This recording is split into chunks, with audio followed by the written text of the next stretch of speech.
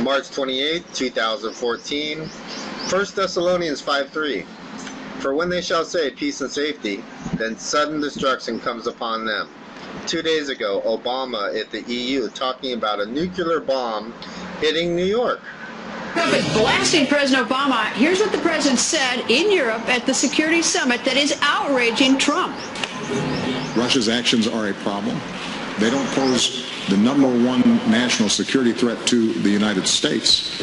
I continue to be much more concerned when it comes to our security with the prospect of a nuclear weapon going off in Manhattan.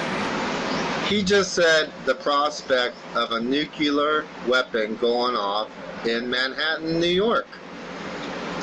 A nuclear weapon like that, like the one you put on the back of the $100 bill with the tidal wave, telling us beforehand that your creed of the Illuminati, what you're going to do before you do it. Revelation 6:4, and there went out another horse that was red, and power was given unto him that sat upon it to take the peace.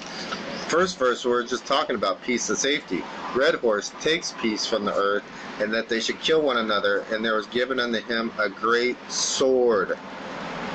Is that the red horse with putting on it? Getting ready for Gog? Psalm 83. 1 John 2:18, little children, it is in the last time. And as ye heard that Antichrist shall come, even now are there many Antichrists, whereby we know that it is the last time. So these are signs. And the black pope, the white pope, they're both Jesuits now. They run the world. The Jesuits run the world. They run the Illuminati. They run the world bankers, Bilderberg, CF. They run it all. And here's Obama. Look how many times he asked him, thank you for seeing me. He says it 4 times.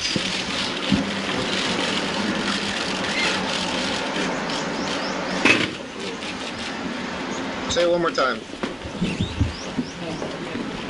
Oh, he says it when he goes to sit down. Fake smile. Look at devil worshipping, Satan worshipping Pope. Look how dark he looks. He commands him to sit down. That's his boss. Okay, this is his Jesuit boss. Obama's a Jesuit trained 33-degree Mason. Thank you so much for seeing me. The 4th time. Okay.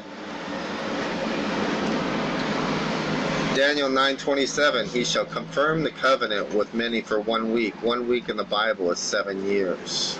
Okay.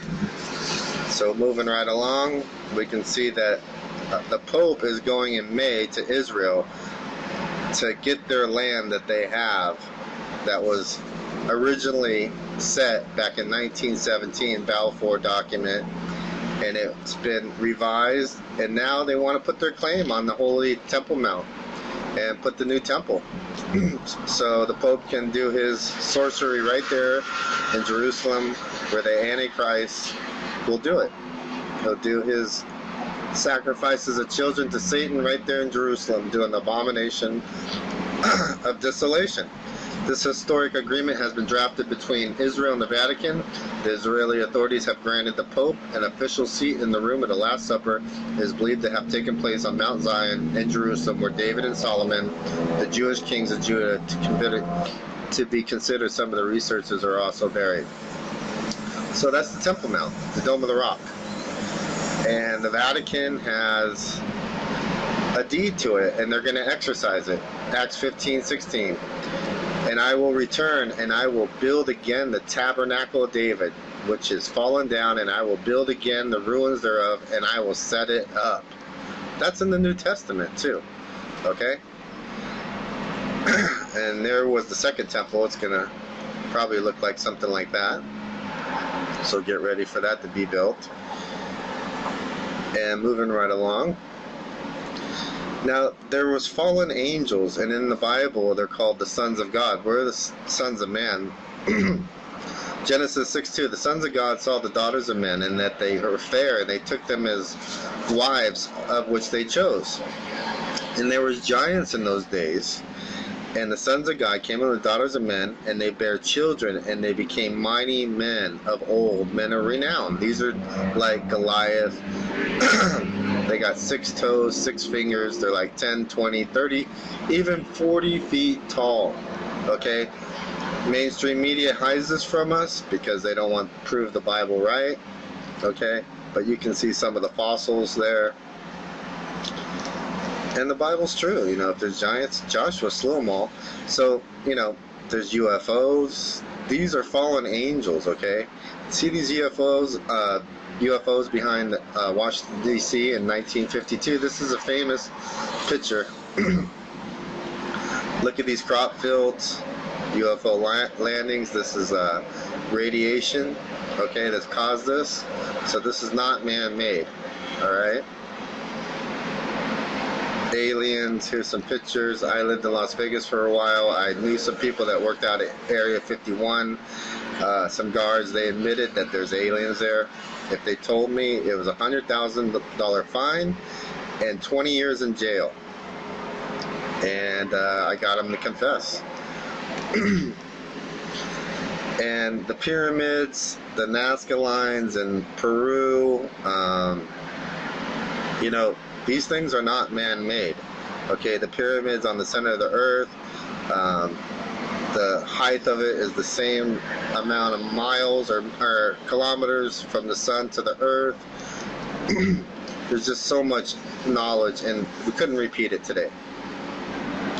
This is Obama's bodyguard. He looks like a reptilian, like a half man, half fallen angel. Okay? This is real. You might think this is crazy, but I thought it was crazy at real. This is a little girl. I think she's half fallen angel, half real human. Because if you look at her tongue in the video, and what she's doing... Which have made the internet a resource of utmost importance, especially for the so-called digital generation. Undoubtedly, wise use of communication her tongue curls around like a enables reptilian. Communities to be Very strange that and promote creepy. the search for the true, the good, and the beautiful, transcending geographical boundaries and ethnic divisions. What's To her this tongue? end, the Vatican has launched a new initiative which will make information and news from the Holy Here she See goes. more readily accessible on the World Wide Web. Here comes the tongue It is my out. hope that this initiative There it will reach goes. a wide See it range come of way people, out like that? including Is that those with freaky? who to find a response to their Have you ever seen spiritual the movie yearning, Splice? to the knowledge and love of Jesus Christ, Look at that tongue whose coming out magic like a message reptilian. of good news the Church bears to Is the that ends strange or of what? the earth. And moving right along, there's been, this guy is like a hero. Phil Snyder, he built a lot of underground bases, and he's encountered aliens, and even, here's his story. But we were in the process of the early stages of building. We drilled 4 large tunnel-like holes. Some of them ran 2.5 miles under surface. Number of the early, at that time, number of the original wells or drilling machines that were used were at the rate of 2 miles a day. It was fairly rapid. The equipment kept coming up broken. So we wanted to go down and went down there, a human observer, or human observers in this case, to find out what was going on. Well, to our total surprise, first of all, the government knew all about it. They didn't tell anybody. When I saw Green Beret and Black Beret people encamped inside of our geologist camp, I knew something was up, the gig was up. First of all, I knew all about the alien agenda. I'll explain that in a few minutes. The large alien graves had been encamped there for as best as believed possible about 400 or 500 years. Had been one of their internal bases. And we'd drilled holes right on top of it. All the stinking air, all the black sooty air came right out as soon as the first hole was sunk, and all this soot came up. And, well, that's when all the hell broke loose, really, all it started. Anyway, after we drilled all 4 holes, it took about 2 days to drill all 4 of them. And when you build an underground base, you drill 4 basic holes, and then you build called stopes or cross-member holes across, and you use blasting equipment, special blasting equipment by the analyzation of the rock formation, and you literally blast out or tunnel out or deflagrate or melt rock out to build the large rooms that are required for these underground bays. Well, in this process, I was lowered down the basket of one of these holes, and about from me to this elderly woman here in the front was sitting a 7-foot-tall alien gray. The stench was worse than the worst garbage can you can imagine. The person was or the entity was absolutely horrible. I didn't waste any time reaching for my pistol. At that time I was an engineer. I didn't have time to carry all the folderol of one of these big submachine guns that all the sea spray and the yellow fruit and all the outer perimeter and inner perimeter security people carried. I carried a little Walther PTK pistol with a 9-shot clip. This is in late August of 1979. Now, you got a regular suit of clothes, you got a regular clothes on, plus you're in almost like a spacesuit environment, and you're reaching for a gun. It's not the easiest thing to do, and then to pop a clip in it and start shooting. And I killed 2 of them. Yes, they're mortal, and they do die. However, in the process, one of them did this. All I remember is that he just kind of waved his hand in front of his chest, and the next thing I know, this blue beam hit me and just literally opened me up like a fish, and burnt my fingers right off of me. And there was some form of electrical force because the... Okay, so this guy encountered aliens, said he even killed them.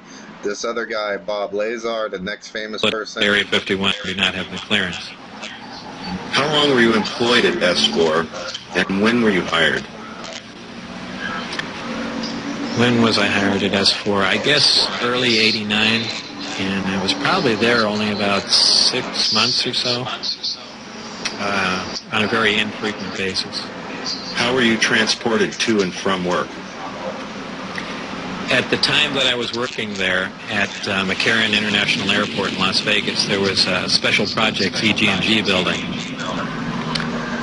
When I was told to go to work, I drove there, parked my car there, and got in a plane at the airport, flew to Groom Lake, where I deplaned and waited for a bus, and the bus drove me down to S4. The S4 facility is an area just off the Papoose lake bed, dry lake bed. And it consists of 9 hangars. The hangars have sloped doors on them with a sand texture coating.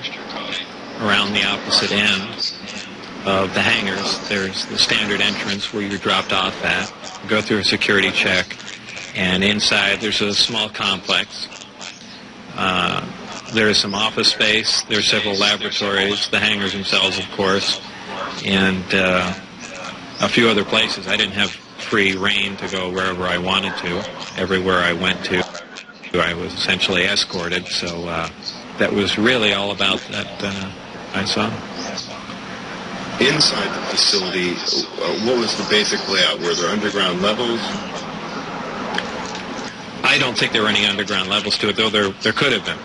I don't think it was people that were killed.